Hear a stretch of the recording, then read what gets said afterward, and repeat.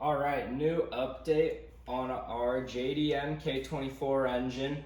30 minutes after our last video ended, we got our AC and power steering removal kit in the mail, installed it, and following this weekend, we removed our starter from the JDM engine and swapped it with the USDM starter.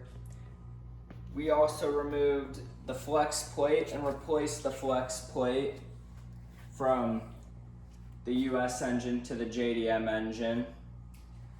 We ran to Walmart, got some ATF fluid, poured it in our torque converter, and threw the torque converter into the transmission. And as you can see, our transmission is very dirty, but we're not too worried about that because we'll be manual swapping it next year. But got that all installed, attached the flex plate to the torque converter, and fully mounted the transmission onto our engine. So I had to put the starter on last so that we could reach the bolts right through here to the flex plate and the torque converter.